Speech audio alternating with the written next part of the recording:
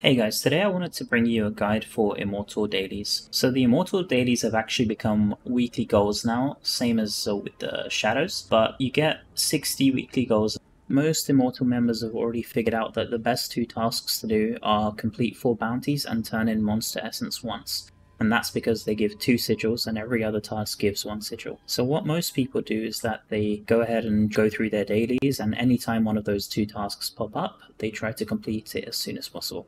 So going into the first week of the reign, we thought that when you complete a task, you just get another one at random, but what I found out is that this is not the case at all, and what I'll be showing in this video is that there's a fixed rotation to the tasks, and you can actually rig the task system so that you always know which task you're going to get when you complete one, and with this strategy you can get the maximum sigils obtainable from the weekly tasks. So right now I have a Monster Essence task which I'm about to claim, and as you'll see it's given me 2 Sigils of Dominance, but what's happened is it's replaced it with another Monster Essence task. So normally this isn't possible, but right now I have another Monster Essence to turn in, so I'm going to turn that in now and you'll see what happens.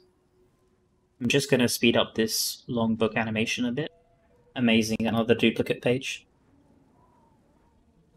So right now I'm going to claim the Monster Essence which I just turned in, and it's given me another Monster Essence, which also will give me another 2 sigils. So I'm going to claim the Elder Rift, and as you can see it's given me an Elder Rift task, and I claimed the Challenge Rift, and it also gave me another Challenge Rift task.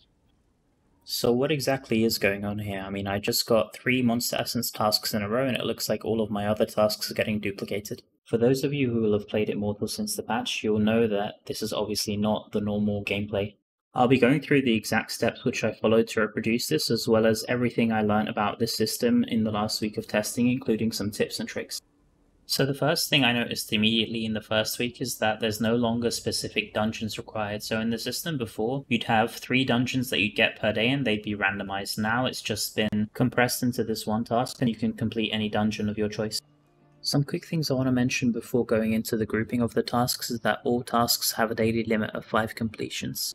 After the 5th completion, the task is going to be ticked off and you'll no longer be able to complete any more of it until the next day. One mistake I did very early on is that after completing a task that I wanted to complete again, I didn't claim the chest for it.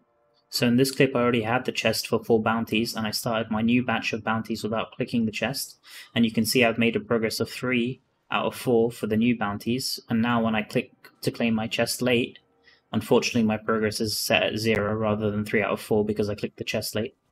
So the tip I want to give people is that after completing a task, make sure you click it straight away, especially if you want to run more of the same task, for example bounties, or contributing to the crown, or running dungeons.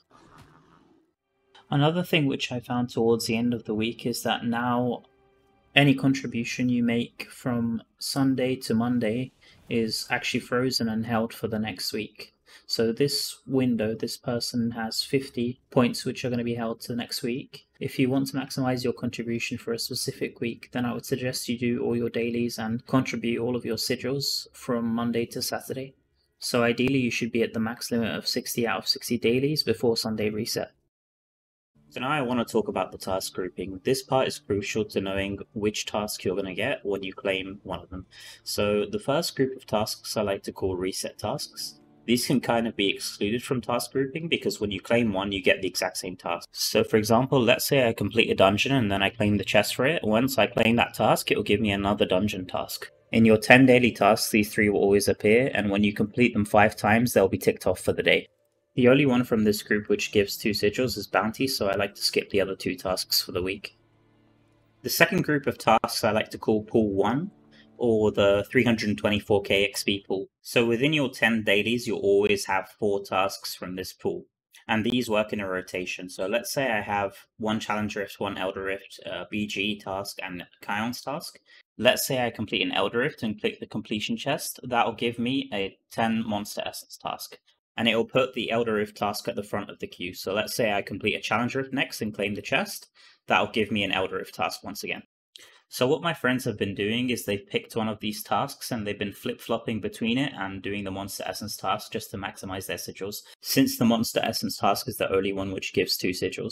But if you take a look at this group, there's one task which stood out to me, which is Kion's. This has a limit of 1 per day, and once you claim it, it's going to be removed from the pool. Using that information, we can actually rig the system to always give us the Monster Essence tasks.